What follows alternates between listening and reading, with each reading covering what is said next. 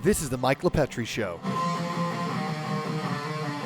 Nassau County property taxes are way too high. That's why you need Reassessment and Evaluation Services, Inc., the #1 tax grievance provider that offers personal service and high success rates. Grieve your taxes now before the deadline on March 1st, 2024. Call today for more info, 516-742-5180, or apply online at reassessmytaxes.com. Winters Brothers Waste Systems, the premier solid waste and recycling company on Long Island, servicing commercial, residential, industrial, and municipal customers across Nassau and Suffolk County. Locally owned and operated since the 1950s, over the last 70 years, Winters Brothers has built a network of regional operations, including multiple hauling locations, 6 recycling centers, and 9 transfer stations. Winters Brothers, solid and sound financial footing, a talented and professional team, top shelf equipment with top-notch service to Long Islanders. Go to wintersbrothers.com for more information today. Hey everybody, look who we have here. We have Dr. Subrina Oliver, CEO and founder of OHI Technologies, a workforce development company dedicated to diversifying, reinforcing, and enhancing talent pools in STEM sectors. Hello, doctor. Hi, Mike. Thanks for having me. Can I call you Subrina for the rest of this? Absolutely. Please do. I like to ask because I can't have it where it's just assuming and being informal. I want to make it where it's, hey, what's going on, Subrina? I usually just tell everyone Subrina. Subrina. Yeah. Yeah. Even when I was an assemblyman, I always said, like, just call me Mike. Yeah. I'm like, just assemblyman. Other just people Mike. are uncomfortable. You know, as I say, It's weird to me because if you're calling me doctor and I'm just referring to you as Mike, it just seems lopsided to me. I agree. I do understand why people do it. It's respect. Yeah. It's a matter of respect, but at the end of the day, it's about you and I just having a conversation. That's what we're here for. Yes, And but I also feel like that shouldn't be the reason you need to respect me, right? We're humans. We're humans. I love it. Yeah. That's true. And so I love your background, Subrina, which is you served in the U.S. Navy. You have a bachelor's in behavioral science, NYIT, MBA in e-business at Walden University, and a doctor of professional studies in computing at Pace University. Absolutely. And as well. And that's just that's just a fraction of it. We got still more of what you've accomplished, which is crazy, but it shows to you, it speaks volumes, I think, and illustrates your determination, your dedication, and your persistence in achieving where you want to go and you actually accomplishing those goals, which is marvelous. I think it's wonderful. How long from U.S. Navy to doctor, how long was that time frame over time? The time frame really wasn't that long. Let me see, U.S. Navy. It's been a while. It really wasn't that long. Actually, I was thinking about becoming an attorney, and then I had to decide whether or not, the lifestyle of an attorney. It's hard. Yeah, well, do you want all the hours? It's got to be and for you. then what side you want to sit on, and how much time you'll need before you can go into your own practice. Mm-hmm. So even then, I was thinking entrepreneurial, and I said, no, doctorates will pretty much is a better direct, even though, a lawyer does have a JD, a Juris Doctorate. Yeah, technically we're doctors of Right, law. absolutely. But people don't realize that. Right. But you going to call me Dr. LaPetri? No. It's going to be Mike. That's why it sounds sexier. Yeah. Is it? Is it? It is. Yeah, well, Esquire's, all right, it is what it is. But no one's calling me Esquire. They're calling me they're Mike. not. What it is. But so you started off over these years, but not too long of a time frame, just several years? So let me just say this. My first degree was actually an automotive technology degree. Okay. And automotive technology management. That by far was my most important degree. Why was that? For a number of different reasons. Initially, it just let me know all the things that I could do. It challenged me. It challenged others who thought maybe I could not, even at the school, Denver Automotive and Diesel College. And I got to see that not only can I do it, be successful at completing programs there, I also did the 2 years Associates of Science. I completed the 2 years in 1 year.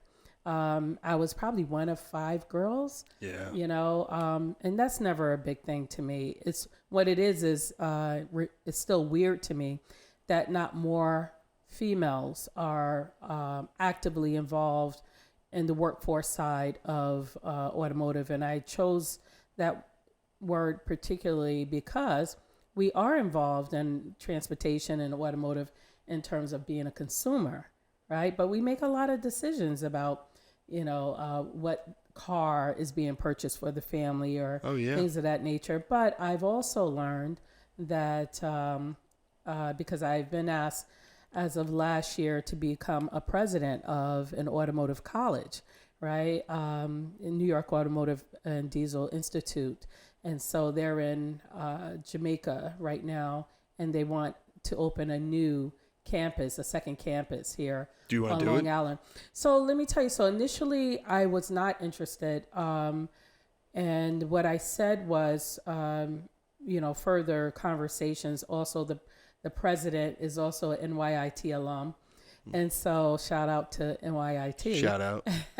So what I said was I would only be interested if for 2 reasons. One, there is no dedicated research in transportation systems that I know of on Long Island or that I even know of in New York State.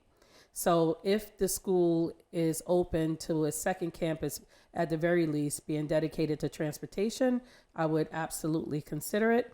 And then the other component is that the programs, I would have to have some flexibility to make some gender neutral opportunities to attract not just more females, but also other interests, because usually one becomes involved in the automotive workforce either through automotive engineering or automotive repair or body, right? That's what most people know. But any part of the automobile or vessel or craft, it could be a business, or there's an opportunity. If you're interested in clothing and fashion design, you can pair that with automotive because you have interior spaces, right? That have, in the cargo space has to be designed.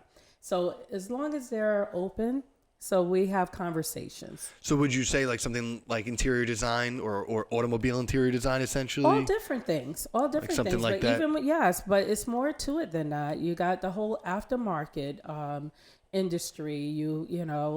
People don't think about getting involved in that. You have textiles that you have material science that you can apply to automotive industry. And of course, I'm talking about all different types of transportation industries. But then you also have glass. We're right here in New York. Yes. And you have the Corning Museum, and there's glass science, there's glass technology. And if you look at, say, like some of the newer dashboards, and the changes that, imagine getting in a car and your child may say, oh, I want the dashboard to be red or green, and all the different things. There's innovation is great opportunities, and I think we limit ourselves in programming with attracting different talents or would-be prospect, talents to, just because the industry says it's automotive doesn't mean that we can attract others. I think that's absolutely fair. Yeah. I think it's about casting a wide net. Absolutely. To be the best, to have the best people at the table. Yes. I firmly agree with that. Yes. And I think that's absolutely the right mentality that we do need in all facets of our economy, not just automotive. Right. Now, let me ask you, when you're with the automotive industry, were you attracted to that? Because I know your dad was a diesel mechanic, Yes. correct, in the U.S. Army? Yes. Was that, did that inspire you both for the U.S. Navy as well as then to follow? Or was that, how did that at all affect your decisions? Not really. I found, so I find that I'm very interested in systems and subsystems, complex thinking, how things come together. Like a circuit? Yeah, circuits. I absolutely love circuits, but just systems, period. A vehicle is a system the overall vehicle and how it works, but it's made up of multiple systems. You have the brake systems, you have the fuel system, you have, the oil system, you have the transmission or propulsion systems. It's just how it all comes together, which is why I also love STEM, because constantly you're introduced with a different way of thinking. For example, with any system, one of the main general systems, no matter what you might be trying to solve, is called the universal systems model. So you take breaking up with someone, baking a cake, wanting to send someone to the moon. There are 7 basic resources: people, information, materials, tools or machines, energy, capital, and time. You take those 7 resources and apply them, and you can solve for anything, right? And it's the same across, but it's who are the people? What's the information needed? What are the materials or the consumables? What are the tools and the machines? And what's the energy? The energy can be breaking it down to what's applicable. Right. And it's so easy. And because I'm visual, I'm constantly thinking like that also. So yes, it was around me in terms of what my father was doing. And it's interesting because I know that the military or the Department of Defense did take a while before allowing females to come in to many of the different types of, they call them rates, but jobs. But it was more common for me to see females doing quote unquote non-traditional jobs there than in the civilian world. I grew up in Savannah, Georgia, and I remember at the end of my 8th grade, not the end, but November of my 8th grade year, and my parents wanted to come to New York, and I'm like, oh my God, I don't want to come to New York, and even though I summered here many times growing up, but I remember my father had to force the school to allow me to, be a student in the automotive class. Specifically in the automotive class. Yeah. But really, I really wanted to be in aviation, but I didn't see a pathway then. It didn't matter. So I never really wanted to fix cars. I always known about myself. I wanted to do entrepreneurship. And so. And that kind of just has set the mold for you with now creating Ojai Technologies. Right. And I worked listening to others, and then I decided while I was in the automotive program, once I came home, I was helping the then teacher, the late Mr. Buchanan, to try to attract more girls to the program. I didn't understand why girls wouldn't come to the program or wouldn't stay, because just like in the college I was in, they were either there because they liked the boy. Okay. Then when they no longer liked the boy, they were no longer in the class. It's just, I'm out of here. And so I would really try to do that. And what I found was it was not necessarily working, and then who were the biggest barriers? It wasn't even the guys. It was the women. Oh, the women. Yeah, it was, why do you want to do this? Or, or you're too smart for this, or interesting. Things of having that nature. Stigmas attached to it, as opposed to just saying this is your interest and your passion. Yes. Pursue it. Yes. And then so I did. He convinced me to take his job, because at that time the automotive industry kept folding. This is when the dealerships were closing up. With Plaza Pontiac, Reese Buick, East Hills Chrysler did not, but they were one of my favorites. Still in existence over there in Greenville and Roslyn area. But a lot of the dealerships just across the nation was not doing well. So I said, okay, I had a young family. I was working a lot of hours anyway. Let me come to learn what I could do. So I did. I became I believe, other than Eastern Suffolk BOCES, the first female automotive teacher for New York State Education Department. And then what I found, unfortunately, to my own naivety, is that it was really a dumping ground. It's one thing to kind of experience people would say, well, why you want to do automotive? Because they didn't necessarily think that it was where the brightest go. Interesting. And it's still that way with the trades, and it's so unfortunate, and so you look at those who have to call a plumber or electrician, and these are all the things that are needed to run a society. 100%. We need more trades now than ever. Yes. And we need to push that, where I think personally you should be looking after, I think during high school, preparing people for the way to maximize their skills to the best of their abilities, not just based on a one-size-fits-all approach, but perhaps those are better than their hands, those who love circuits, those that are better at critical thinking, those are better at science, those are better at math, whatever it may be. But the point is that you maximize those potentials during high school, and thereafter you see opportunities where it could be entrepreneurial programs, could it be through college, could it be through military, could it be through labor, tradesmen. I personally think that we do too much. Society has created that one-size-fits-all approach as opposed to creating these navigable pathways for people to pursue success. But we are the society, Mike. And that's what we have to change it. Yeah, so I absolutely agree. I think that what I would like to see before my life is over, I would like to see just high schools across this nation just preparing young people to be the individuals that they are, right? Absolutely. And preparing them to succeed no matter what path they choose. I absolutely right? agree. Yeah. And so I do understand the whole college direction. I'm not against it. I just think that is a one story, a one pathway, and you miss a lot. Correct. Right? I think my way would be to say, okay, what is it that you're interested in?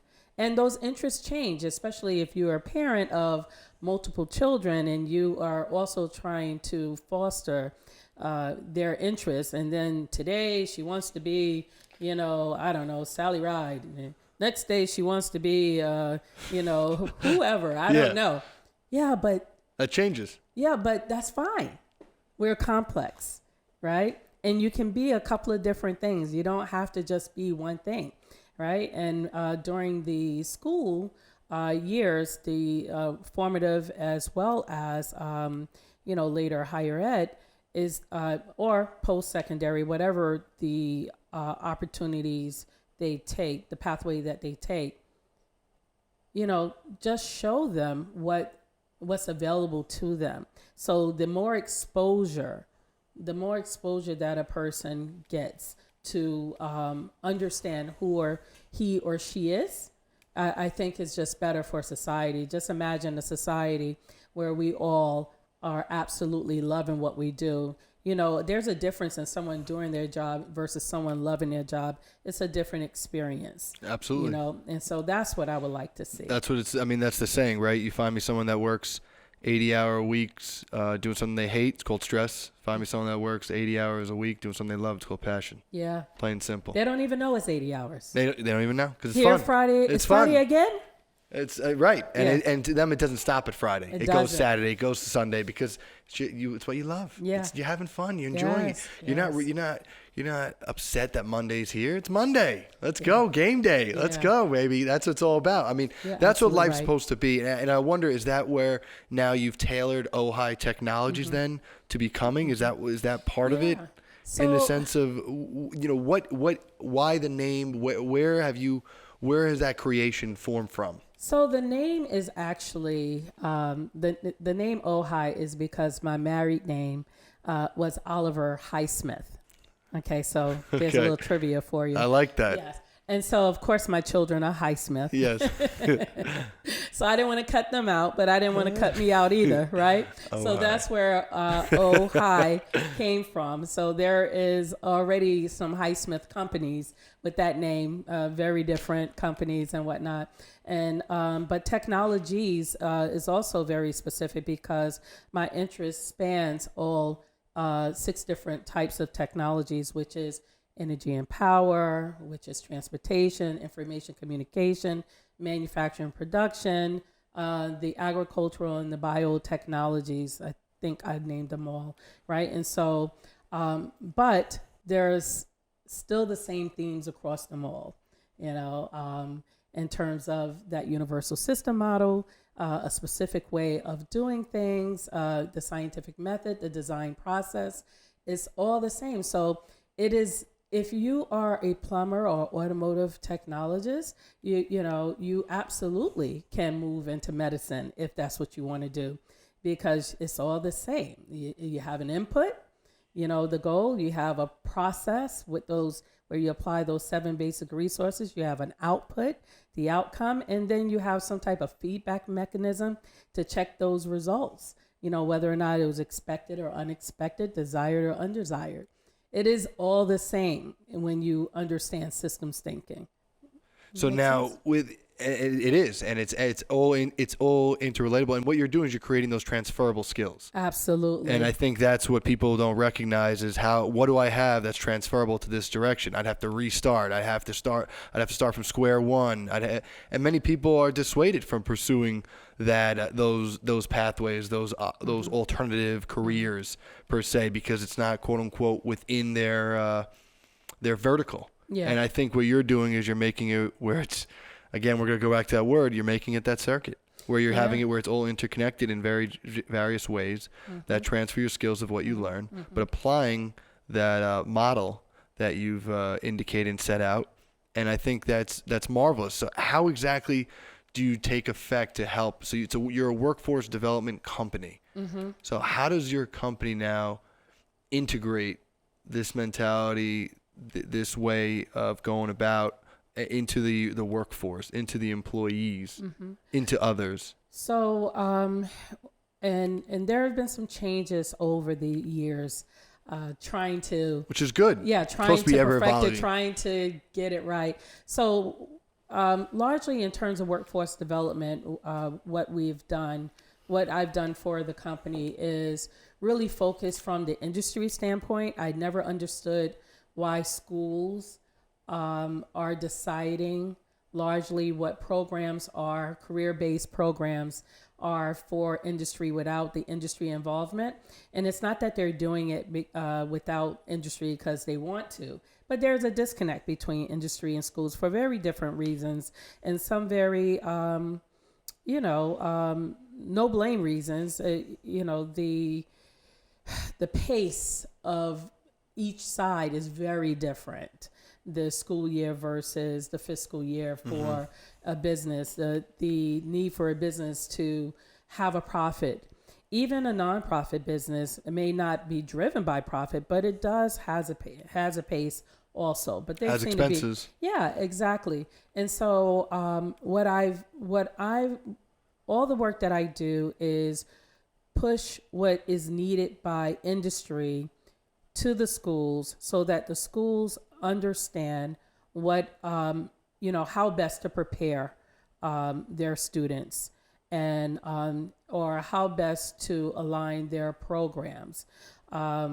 Most of my contracts are either government, some type of government funding, so what that looks like, the work that I'm doing with, a client is based on that particular RFP or RFQ, that contract. Right? That particular contract and its priorities. So that is in terms of economic prosperity for industries. The focus is usually those STEM industries with higher attrition.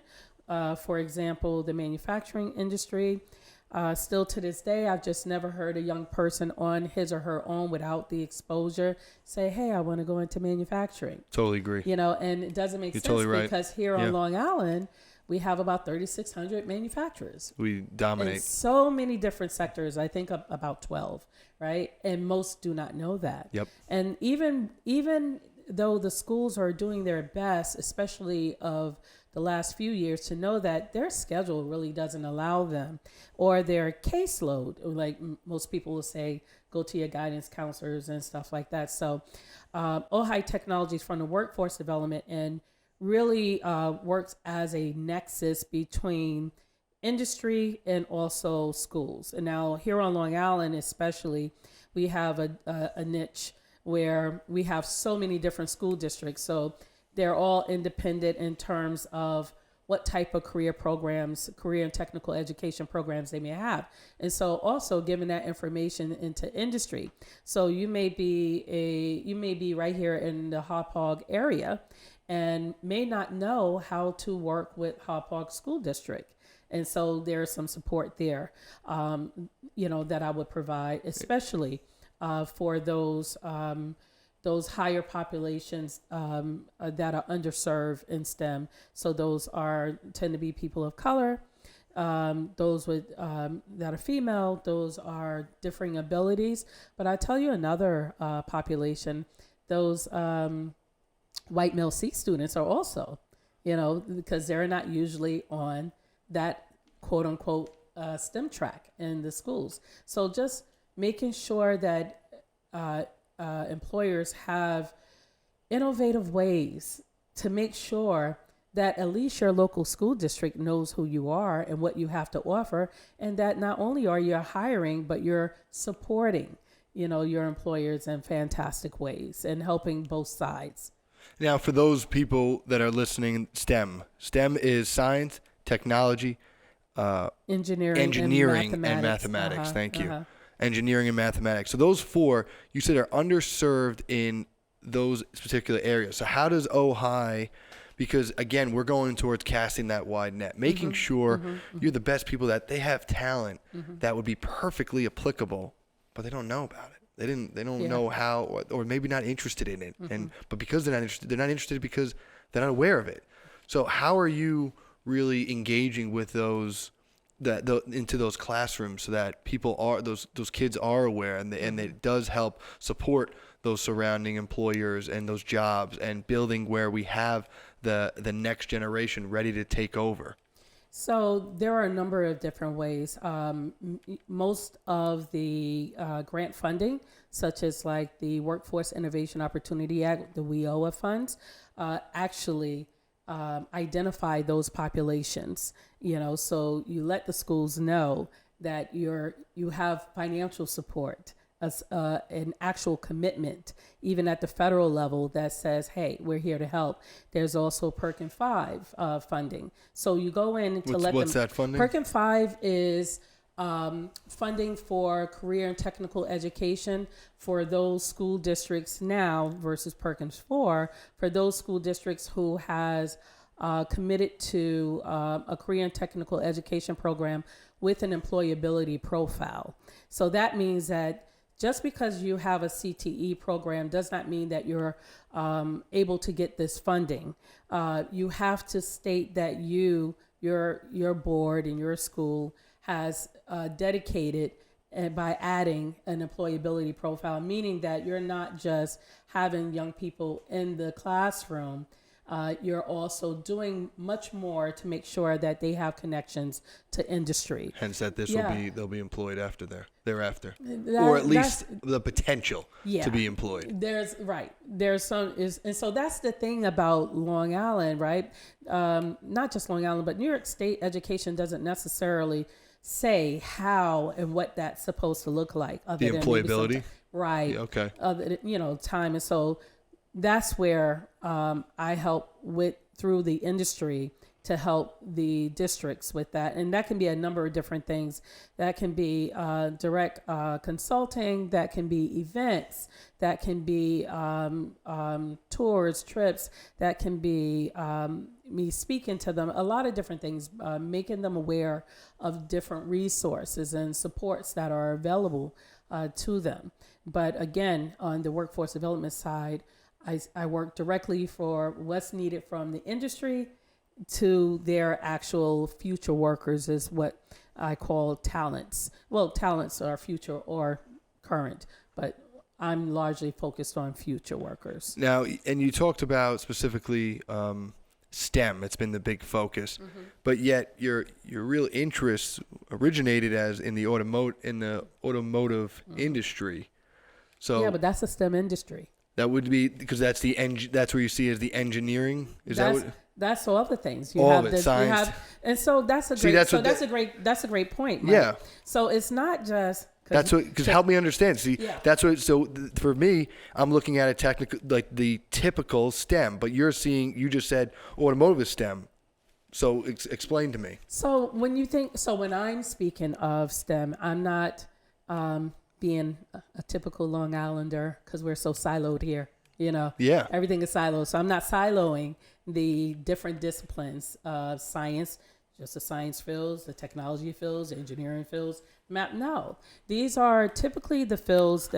Usually these fields are interacting across disciplines, right? And not just those technical disciplines that was announced, in the acronym, but also it's an integrative approach. So listen, we cannot live or die without STEM. You're doing science, whether you know it, you're doing math or being impacted by it.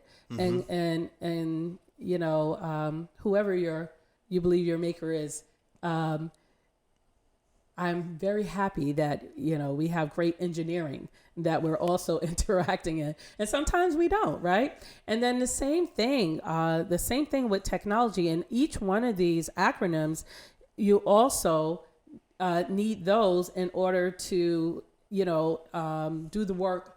You need engineering and science influence engineering. You have technology tools that also influence engineering, and Absolutely. Engineering and math. influence Math's that. involved. Right. Yeah, So math's all part of it. Right. So it is an integrative approach, right? And so automotive or the transportation technologies so remember those different technology fields that I spoke about? Yes. Right. So automotive is a subsection of transportation systems or transportation technologies.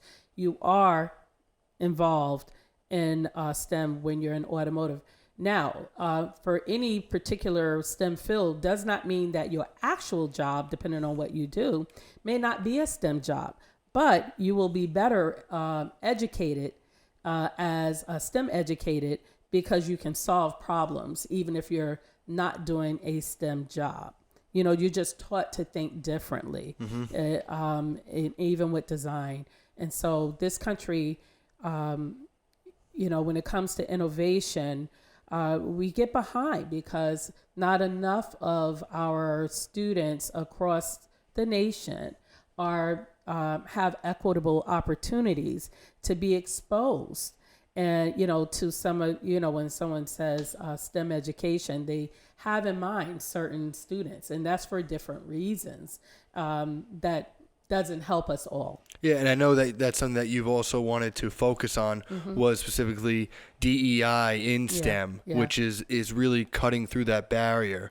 And DEI, diversity, equity, and inclusion, in STEM, so that people who normally wouldn't be persuaded to follow through or to engage with STEM related topics or educations or careers, you're trying to open up so that, as we talked about in the beginning, that casting the wide net, correct?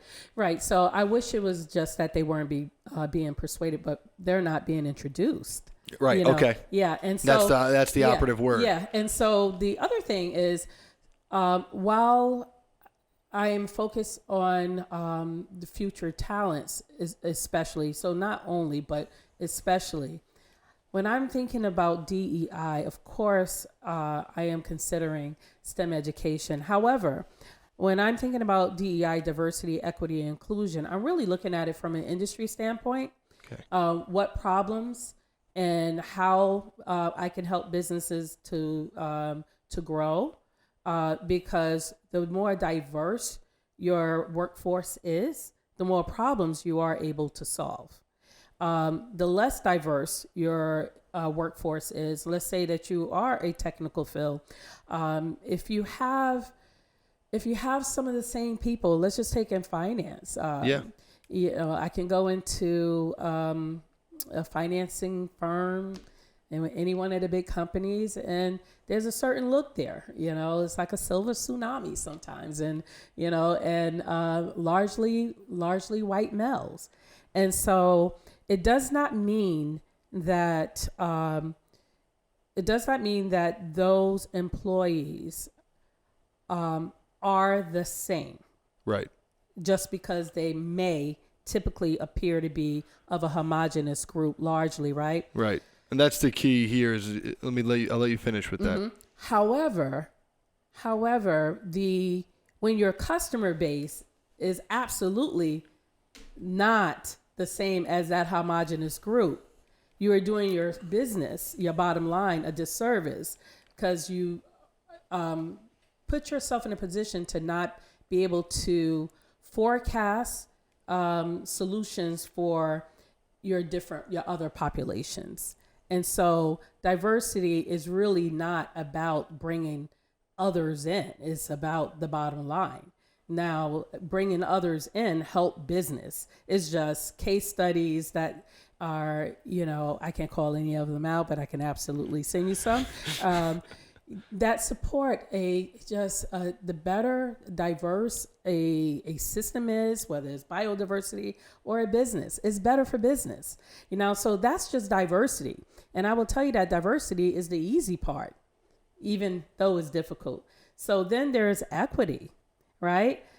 So for example, there is another industry of attorneys I was talking to, and they were asking, about equity, and they thought that they were doing, a great job because we're trying to hire from the best schools.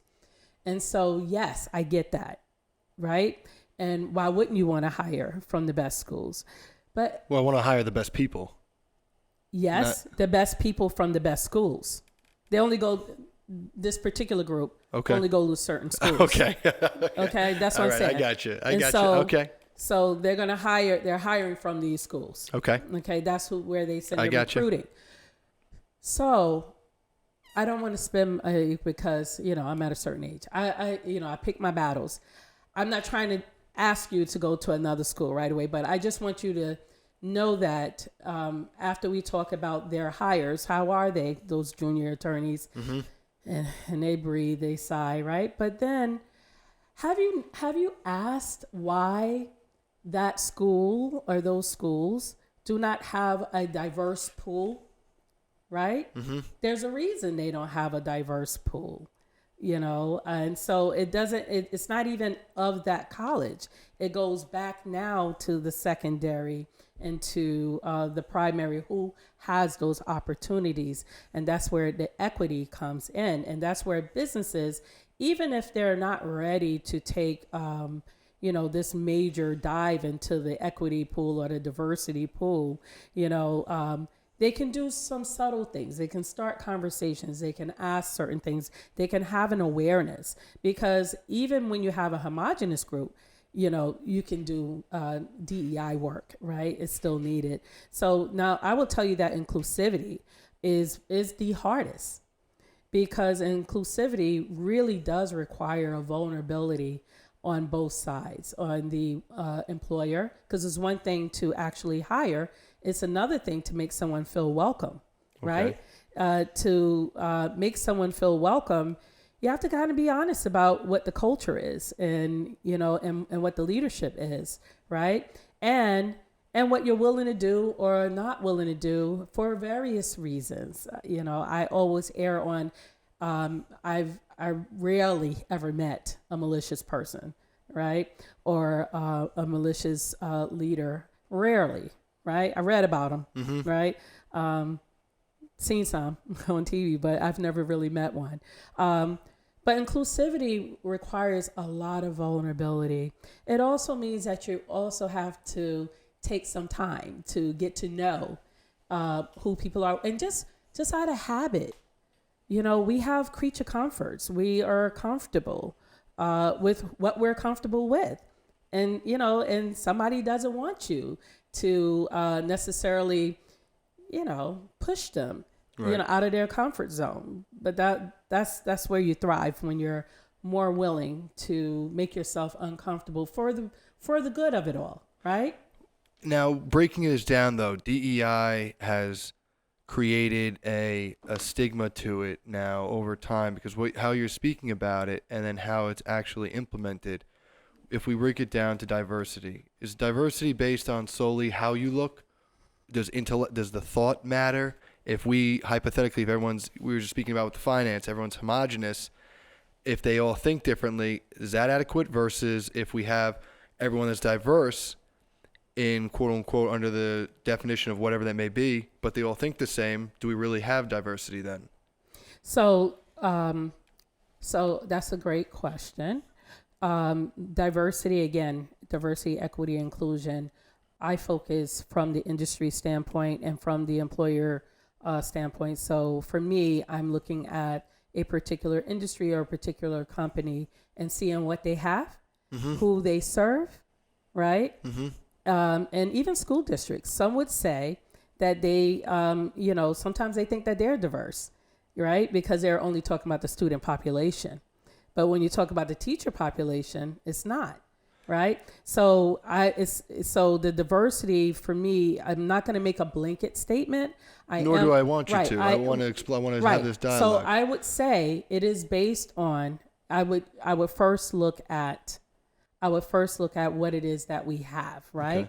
Okay. Because what I've seen too often is for companies or school districts say that they are interested in DEI and they go find the one black person, right? And join the group, and it's ridiculous without even a plan, right? Without even doing what you just asked, Mike. Like, what do we mean by diversity? Right? Do we have diversity of thought? I will tell you that, for example, I belong to a sorority, and I stand out a little bit amongst my chapter, not just me, but I'm not typically into the girly things, and so that's different, right? Diversity. Also, you can look at diversity being a parent. Are you a parent, Mike? I'm not a parent. Okay. So take your time. I'm taking my time. Don't do it unless you want to. That's for grown folks. That's a hell of a commitment. It's a hell of a commitment, and it's one that I'm willing to take when I am at that point in life that I create a child out of love, and that's what I want. That's beautiful. That's for me is what it's about. But you were saying as a parent. Yeah. So just as a parent. So wait a minute. Are you a sibling? I'm a sibling. How many? One. My sister, my older sister. Okay. Two are kind of easy. However, so just take the typical, let's say a four children household. Right. Right. One or two parents. Parents tend to, especially those parents who are not working with all types of children, like, with schools, are typically not running into day-to-day working with children. Usually when they're parenting, most parents that I run into, let me just say it like that, let me qualify it, they want to parent the same way. But each one of your children are different. Correct. Even if they're identical. As stressful as it may be, you cannot, I should not say cannot, it would be in the best interest of those individual children to treat them like individuals. And treating them like individuals, it cannot be an equal thing. It has to be an equitable thing, approach. Simply because one child you might be able to punish or reward in one way. For example, I'm just going to say the boy because, sometimes boys can be, rambunctious. So the boy might need a very firm, punishment, right? The girl, maybe or maybe not, she may need a different type of punishment for the same situation. You talk to my mother, ask her about how I was compared to my sister. It was. But even the rewards. Yes, very different. Just because you want a thing and that's rewarding for you, does not mean that's rewarding for her. Yep. So now you multiply those children, and then you can have those same four children leave the household with totally different experiences of how they were raised. Right. Even though they was raised in the same household. So now, you take a workforce and you have all different types of people who are very different and with their own needs and everything. Typically, in terms of, if you ever remember your first day in a lunchroom, walking in, right? And just imagine if the room is just, let me just think of like a chaminade school. Sure. Where they're all boys only because you're a male. Yes. Coming in, it's kind of, it's not so difficult trying to figure out where your succeeded, but there's still some difficulties and whatnot. And then, so because I'm going on a tangent, I'm trying to wrap this up. But what I'm saying is diversity is always something that is needed. It is always something that requires much more of us, especially routinely, than we would want to do, or that we are, it requires us to stretch ourselves. And so you had asked me, and I know I didn't connect it. I just felt like I was going on, and I just wanted to kind of bring it back a little bit. Well, with the equity side of things, that's what you were getting at in terms of the parenting with the children, because we addressed the diversity. Now we're on the equity side of it, and with the equity, it goes into, for me, I'm looking at it as we want to make sure, as society, as a business, perhaps you want to have everybody at the same starting point. Now, hear me out. Same starting point, but how you get to the end goal is going to be based on decisions. It's going to be based on accomplishments. It's going to be based on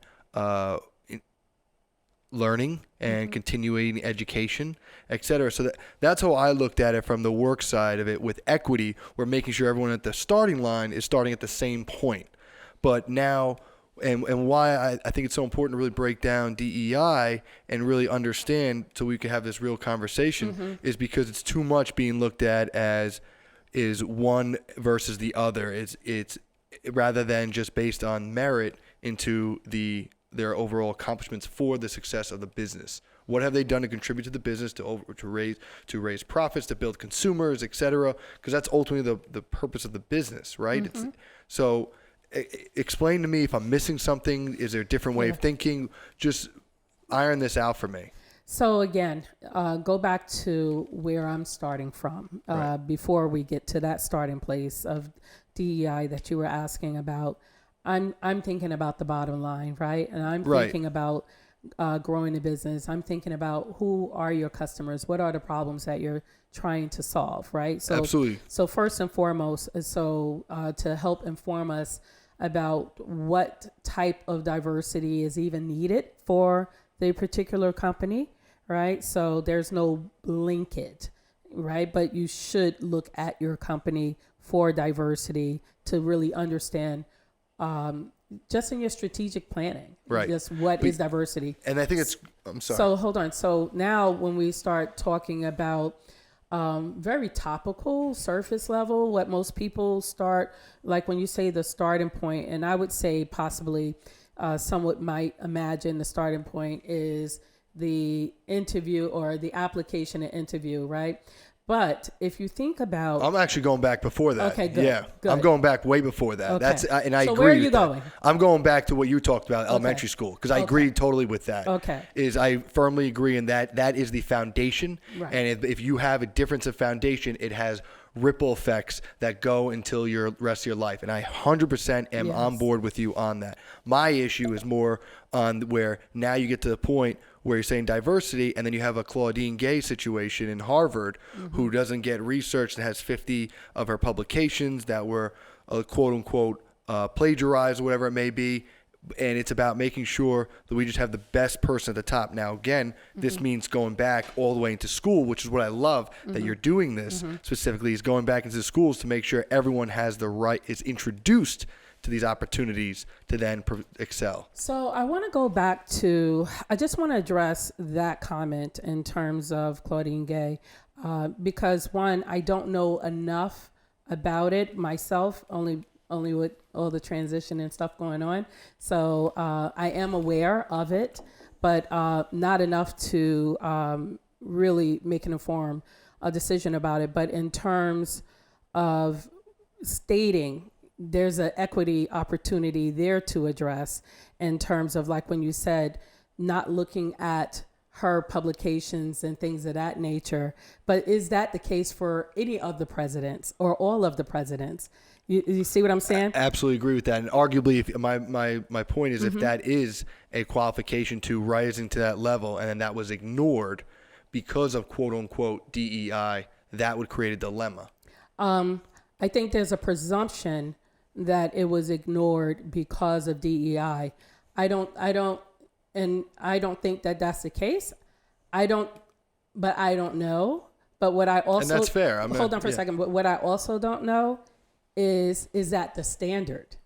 Absolutely fair. If it's the standard, it's the standard. Right. But if it's now an exception because of, correct, then that's problematic. Correct. And I think that's the whole argument is making sure that standards are never changed. Standards are never not changed, because I think we should not have a fixed mindset, but a growth mindset. But you never want to decrease standards. Well, not decrease, but sometimes the standards may not fit the modern times. So when I say having a growth, making sure that the standards are apropos to current times. So we can have standards from, and I'm not just talking about what we just mentioned. Yeah. I'm just talking about having a growth mindset, making sure that we're doing things that align with, what the society needs. That's what I'm saying. And that's absolutely fair. I guess what I'm trying to say is on this context of, for example, about a dozen years ago, there was a court ruling regarding New York City fire departments that had different standards for the way to become a firefighter, what you had to lift, how fast you had to run, things of that nature, based on either sexes or race. And for me, at the end of the day, going back to what you need is, if you have to lift a certain weight, you have to carry people out of a fire department, et cetera, don't you want to always make sure that it's always equal level? So... and again, this is coming at you totally randomly, so I'm just bringing this up. No, Mike, I like the conversation. I can handle them, big girl. I'm just bringing this up it. where. So what I'm saying is, what is problematic to looking at it from that vantage point is that you're looking at it after the fact that you have fire departments, before this, that largely looked very homogenous, in communities that are not homogenous. Okay. And so, where was the investigation, if you would, and that's a strong word.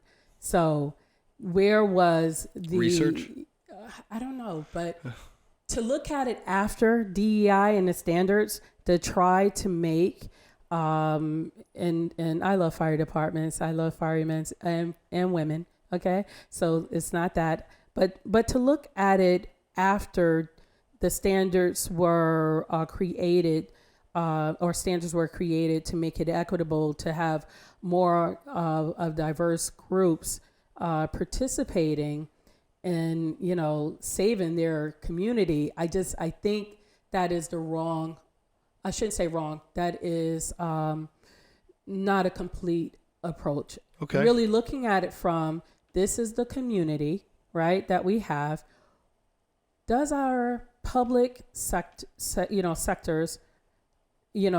those workforce, that workspace, does it reflect our community? Okay. Yeah, I just look at it as simple as the standard, where they have to be able to lift certain things. They have to be able to run certain distances. They have to be able to run certain speeds, and you always want to maintain those standards. Of course. Okay, well, that's what I'm saying. That's the safety. Okay. That's what I'm talking about. Yes, but if those are altered because of gender orientation, race, etc., isn't that a problem? That's what I'm saying. I don't know how race. I agree. I don't know how race or sex affects your running. I agree with that. But this is my point. That's what I'm trying to. But I don't think that was the point. That was the point I'm trying to make. Right. Right. But I don't think that was the point of having equity. In terms of, in changing those standards. I don't think that that's what it was. But I love looking at policies and research. So that's what I'm saying. Yeah. I think it would just be overall. That's how I want it. When we talk about equity, it's always about the foundation. Those foundational standards still remain the same, but making sure everyone has the opportunity to still apply for those, compete in those, try out for those standards. That's what I mean. Yeah. So that's how I look at it. Yeah, I understand.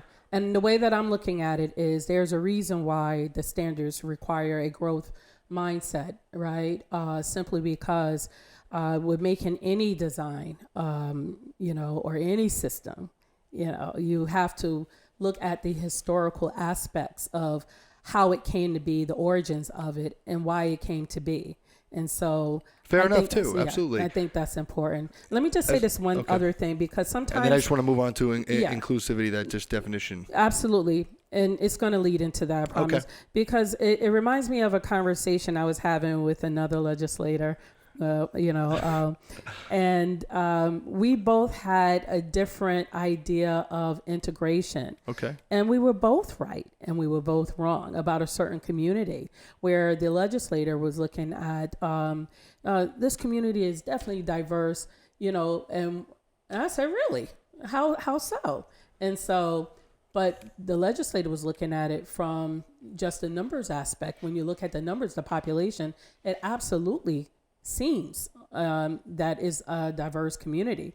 I'm looking at it from, not an aerial view, but on the ground in the neighborhood, where I can tell if you are, this quote unquote race of people, what side, of that community you live on, and what side the other ones, live on, and so knowing who's making a decision, that historical perspective, is that's informing some of the standards and the ideas around why we need DEI is very important. And that's why as many people as possible that it impacts should be at the table, to have something that really works.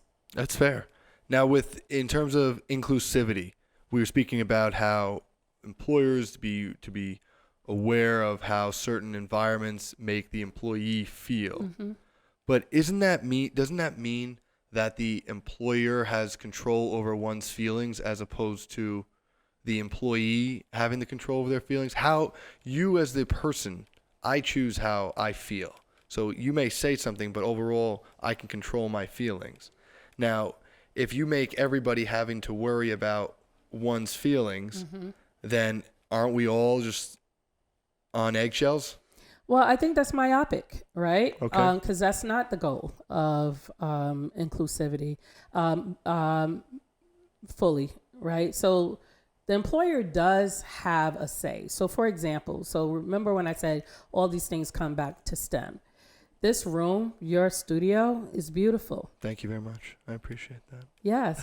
There's a reason why I feel it's beautiful. You thought about it, right? It appeals. It has, I think it has a wide appeal. I think most would walk in here and would love it. It does have a masculine feel, but I love that too, right? But that is you. Thank you. Employer, right? Controlling feeling. Okay. Right?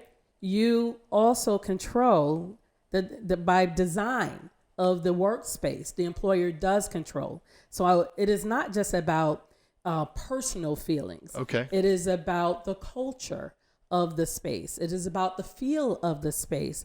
It is about, did you see Hidden Figures? I have. You have? Yes. Do you remember when, what was her name? The mathematician, when she had to go, yeah, I know. I was trusting your memory because it's younger. Want me to look it up real quick? No. When she had to run to a few buildings over to the bathroom. Oh, yes. Yeah. Yeah, the employer controls that. Yes, I hated that. The employer controls that. I would tell you in a lot of the STEM fields, especially some of those manufacturing, automotive, some of the older buildings, even the academic programs, they were not designed for women. So usually if there is a female bathroom, they were largely male bathrooms converted, right? Okay. So it wasn't really thought about making that female feel comfortable. Yeah, we got to give her a bathroom because regulations state so. Mm-hmm. But there are other things. You can go into an old government building and maybe because it used to be a school and, your knees are going to go bad because the toilets are so low. Employers do control how their employees feel to some extent. So, of course, there's self-efficacy and there's agency that employees also have to own. But there are both parts. Right? I think that's absolutely fair. What you're and those grounds, I think, are reasonable. Those are based on exactly the environment, and I think And culture. And culture. Culture's the hardest. Culture is the hardest. That's leadership. Yep. And it is leadership. It's the difference between a leader and a boss, by the way. Is very much so. Many people don't even recognize that there is a difference, but it's an enormous difference. And that's key to how a company flourishes or falters. But nevertheless, I wanted to really focus on the fact that those that are within those control, I think it's important to be cognizant of, but yet it's also be ensuring that the employee recognizes that agency control of where he or she cannot then force themselves and how they think things should be run and change and alter and mandate through personal feelings of this makes me feel this makes me feel that. Because if you have too much of subjectivity, specifically in a culture and company, versus objectivity, it creates total chaos. And that's also the issue I wanted to really just to speak about, where it's making sure we have that arm's length discussion and control on both sides, where it's not just employee telling the employer what must be done or how things should be done, and vice versa. It should also be employer saying this is the way and you have to do this, this, and this, because frankly, this is where you don't get the best then coming to your business and working with you. I mean, at the end of the day, the accountability largely falls on the employer, right? So of course, you have outliers. The employer is not just thinking about one employee or the few employees. I would expect the employer to be thinking about their customers, from a total quality aspect, center the actual customers and making sure that the treatment, the culture, the environment actually is one that will support being able to best serve your customer, right? And so I think that is not necessarily fair to think that, yes, you're going to have, whether it's a homogenous or a heterogeneous group, you're always going to have someone, an employee that, is not the best or easiest to manage. But that has nothing to do with diversity or equity or inclusion. These are things that are happening more so. I'm gonna give you another example. When it comes to, only because of my experience as being an educator also, is many times when I have talked to parents who were quote unquote step parents, I just hate that word step parents, sometimes they think the problem is because they are the step parent, right? The employer may think is because the person is an exception, different than the rest of the group. No, sometimes it's just natural things that are happening because you are a male, and the male and this young man would have bucked up against you because you are a male authority. Some of this stuff is naturally going to happen, but what I would hope is that employers just really kind of self-assess what it is that they think that they might need, and don't dive into it necessarily, but you should phase in. But you have to first identify what's needed for you to grow, what's needed for your customers. And, there's a reason why I love and hate technology, because it's always inherently bad. Right? It's good, and it's always inherently bad in some kind of way, right? It is when you do not have a diverse amount of people involved in a particular technology design, and usually that's the case, someone's left out. And you can have great people that are designing and putting forth that, technology. And there's just certain things that they just can't address, because why would you be thinking about that, right? And this happens all the time. And so I would really encourage employers to just think about your customers. Think about the customers, understand the cultural differences, understand the cultures out there. And I love it all. I mean, Subrina, this has been an amazing conversation. And your hair's been perfect. I can't thank you enough. I really appreciate it immensely. But Dr. Subrina Oliver, Thank you. CEO, OHI Technologies. Thank you. This has been a wonderful dialogue, and you are magnificent, and I wish you the best this upcoming year. Oh, thank you, Mike. It was my first this year, and I appreciate it. You made it really easy, and I just appreciate the conversation. I felt that it was genuine through and through, and I appreciated even the body language and the gestures. It was just very sincere, and I thank you for it, because I don't always get to delve so deeply, and I appreciate that. I appreciate you. Yeah, thank you so much.